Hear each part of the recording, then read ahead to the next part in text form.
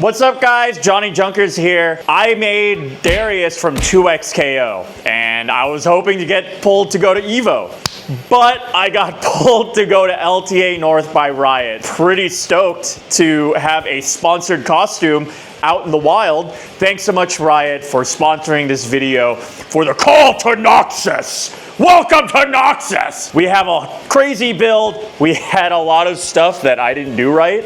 So I just want to show you guys that I do this professionally. I'm still an engineer by the day. I do still screw up. I screw up just like everyone else. It is rough when you don't think and you are smooth brained like me. Let's actually get to the lore overview of Darius and then we'll get to the build. Let's go. All right, guys, let's go over the lore of Darius. I actually learned a lot of stuff about him. I've been playing League since like season 3 when like Yasuo came out or something. How do you do, fellow kids? But I actually know almost no things about the characters. So Darius grew up in Basilic with Draven, his brother. That I already knew. What I didn't know is he had a childhood friend, an Oyasami Niji, if you will, named Quiletta. What happened is in Basilic, Noxus came in and just murked him. And then Darius, Draven, and Quiletta got captured by the Noxian army. And Draven tried to kill one of the generals, and because he had so much moxie, they recruited Darius, Draven, and Quiletta. To be perfectly honest, the entire time I was reading that story, I was like, Darius is Eren Yeager, and Draven is Armin. He marries Quiletta in Noxus, has 2 kids, Decius and Invetia. Invetia kills Quiletta, her mother, because she's too weak because of Noxus, the strength of Noxus. And you know what? I'm not going to get too far into this because I think I'm actually just spoiling Arcane Season 3. The only thing you really need to know, Darius is big, bad, strong man. He's a hand of Noxus, so he's the biggest, strongest guy in Noxus. And his armor is made of the black iron from the Freljord, which is essentially unbreakable. It's not vibranium, but it's, you know, it's really tough metal. So, and it has to be black. It's called the black iron, so we're gonna color it black. Spoilers. The first thing we're gonna do, because now we're gonna be modeling all of our stuff, we're gonna make the axe. Because the axe, I think, is the simplest part, and because it's the simplest part, I'm gonna make it complicated. I want problems, always! I noticed in-game that the axe eyes light up, and then it like spits smoke. I believe it was both in League of Legends and 2XKO, but I just saw it and I just said, screw it, I'm just gonna do it because it looks dope. Smoke Ninja was nice enough to give me one of their smoke units. Super cool stuff, and I just bought some LEDs on Amazon. So what we have to do is we model it in Fusion 360. I know how big these lights are. The big thing is that we're gonna have to do 2 things. What I did is I engineered some 3D printed bolts as well as threads into the axe itself so I could get in there and get out to access the batteries and do any maintenance work or anything like that. It'll have a payoff later on in, you know, as we incorporate the Smoke Ninja into future builds, is that I made a calibration brick for the Smoke Ninja, because even though I could take measurements on it, I don't exactly know if I'm going to actually fit it in there, if I took the measurements correctly, and if the 3D printers could actually print accurately. So they're gonna have some small amount of variance. Making the calibration is probably a thing you should do if you don't want to live that spicy life. If any of you want to use a Smoke Ninja unit, the calibration print will be online and you can just modify it to kind of see where your printer falls anyway. So 3D modeling the axe, not that hard. Vector it in AutoCAD, put it out into the Fusion 360, trace it out, chamfer, it's great. So from there, I made some mistakes. What happened was I didn't make the bolts big enough to actually slot into the front, as I forgot to add some details that didn't come out in real life. I had to go back and add some more details in there. That had to happen after the fact. In any case, the armor is not very interesting. My team modeled the armor. There was nothing crazy there.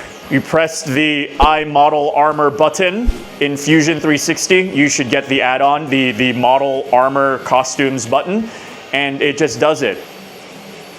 no, it doesn't actually do that. But someone else on my team modeled it, and it looks great. Just want to plug using either a body scan, which is ideal, or if you don't have one, use Make Human. We're not sponsored by Make Human, but it's a free program, and you can just make a 3D human that you can model your armor on. Noxa! All right, as I was saying, I made some errors in the model itself, as well as the Giga just being kind of a diva to work with. I made the bolts a little bit too fat, had to recalibrate that. Also, I don't know what was going on in my head, but I made the heads of the bolts round. And turns out when you want to grab them with your fingers, they can't hold on to them. So I didn't reinvent the wheel. I made them hex bolts, even though I don't have wrenches with me, but my little fingers can grab them. So don't be like me, don't try to be special and make round bolts. Just use hex, it's fine. Or a square. Don't reinvent the bolt.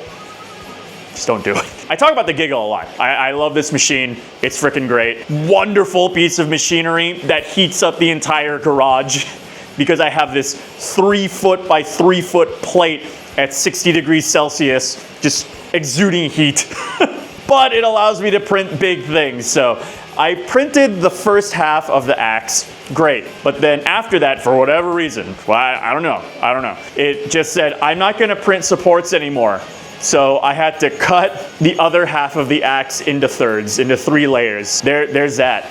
And on top of that, when I printed the shoulders, I got to print the shoulders in one piece. That was really dope. There's just a lot of nastiness on there that I had to go to clean up. There's rigatoni, there's spaghetti on all over that thing, and there's a lot of cleanup to do. So a lot of people see professionals, they go like, oh my goodness, they just make costumes and it's beautiful all the time. No man, stuff blows up. Stuff gets messy. Life is messy. Maybe the other professional cosplayers are perfect and I'm the idiot. Idiot! Moving on to actually gluing this thing together. So you sand one end, you sand the other, and then you stick them together with the Loctite. But there was another smooth brain incident for me. The axe head, I imagined, was just gonna be flat. I just printed it flat on the Giga, right? Wrong. When it came out, it was a little warped. I'm not sure I can capture it on camera, but it was a little warped. I'm standing there with the axe head, holding it with my hands, pressing, like pressing for Jesus. And I'm thinking, man, if there's only some kind of tool that would press this together for me, that would be swell. I completely forgot I bought clamps. I just completely forgot that clamps were a thing that humans have invented. I just watched Futurama that day with that clamp guy, like, The clamps! yeah, there's not anything crazy with gluing things together, but if you guys want to glue stuff together, I highly recommend that you sand the one side, sand the other, it doesn't really matter what grit, and then just put the glue and then hold it there. Clamps or no clamps, the sanding part, I highly recommend. I've tried to skip that step many times. It's come to bite me in the butt. Don't skip that step. Don't be like me. I guess the entire video is just don't be like me. Am I just too self-deprecating? I don't know. All right, moving on. So to get a little nerdy, the only real engineering problem I had to figure out was the issue of light diffusion. So with light diffusion, you're going to need to have something to spread out the light, so to speak. If I just have my LEDs in there, they're just gonna pop out just as 2 dots of light. And you'll need something to kind of spread it out for the light to bounce off of and kind of spread out. In this case, we use foam. Unfortunately, we just don't have enough room in there to add a ton of foam. Even a little foam will go a long way. I know it doesn't show up that well in video, but in person, it has diffused a lot. The entire acrylic lens is taken up by light. So that's a trick that you guys can use, is use foam. It can be any foam that has some kind of transparency to it, and it'll spread out the light a lot more evenly. To get a little technical, foam's cool. Only time I really work with foam. I've been cosplaying for like 10 years, and I have no idea how to work with EVA foam. Not even a vague idea. Imagine that on the hand of Noxus. It's gonna look dope. Here comes the most boring, but the longest part of the build that no one ever wants to talk about. Bondo. priming, sanding, and painting. This is the longest part of the entire process. It's the most boring part of the process. We're gonna try and show some of it here. To be perfectly honest, the only thing I can talk to you about here is that the more time you spend here, the more professional it's going to look. Also, the more time you spend here, the more likely you're not going to finish the costume for your projected date. Weigh your options here. I'm a 400 grit sandpaper kind of guy. I get up to 400 grit and I'm like, that's great. I'm gonna bounce. I'm a dude in his garage with his Jeep. Like 400 grit sandpaper is plenty. I've even gotten up to like 320. So 320 sandpaper, it's great. You get up there, you sand it for a bit, and just be very diligent with the primer. You'll be great. If you want to get to 2000, I'm not going to stop you. You do all the wet sanding you ever want to do. Do it! I just don't have that kind of time. I'm just gonna take a time to complain about the Bondo now being strawberry flavored. I don't know why it went from pink to now blue, or I like to call it the blueberry flavor. Don't eat Bondo, don't eat it. In any case, this took forever, but I got to use my paint booth, so that was dope. Moving on. Look at all this. You could just run your finger over that. That's glassy, crispy. For painting, you should plan. And by you, I mean me. I painted that axe 3 times. I started out with a metallic midnight black. Thought that was gonna be gravy train biscuit wheels. I put that on there and I looked at it and went, nah dog, that ain't it. So I thought, okay, let's try a hammered charcoal metallic. And I thought, certainly that will be dark enough. That will be the right color. No, it was not. No, it was not the right color. And I painted the entire thing with that. I finally settled on a charcoal gray that I found in the bottom of my drawer. And that was actually the one that we stuck with. In all future builds, I'm gonna do one of those those character map things where they do all the color swatches. Yeah, I'll do that. I've watched my other prop maker friends just actually mix stuff for the airbrush. Maybe one day I'll be cool enough to do that. The rattle can ways still permeate in my life. I'm still gonna be using rattle cans. I'm gonna die with this rattle can in my cold, dead hands. From my cold, dead hands. Some of the paint came off when I taped off the armor and when I taped off the axe. I said I would fix it later. I tried. We're running out of time at this point. LTA North is coming up, and you gotta pick your battles at this point. So we're gonna jump to what I like to call putting band-aids on stuff, aka airbrushing our sins away. I will not rest. I'll be perfectly honest. I am essentially a beginner at airbrushing. I know how to maintain the airbrush. I know how to use an airbrush, but I am by no means good at airbrushing. That being said, just being not good at airbrushing and just barely using an airbrush gets tremendous amounts of fidelity on the costume. Let's pull it up here, the final product. And you can already see on the sides here that along the rims of the armor, I'm able to just airbrush down the silver to give a clear border line so you can tell details apart. Not just within the shoulder, but even against the LTA background, even against other objects, you're able to tell that I have a visible outline. So even if we look at things that are airbrushed versus not airbrushed, and believe me, I'm flatly a novice. It adds so much. I only airbrushed black. I barely got the airbrush to work.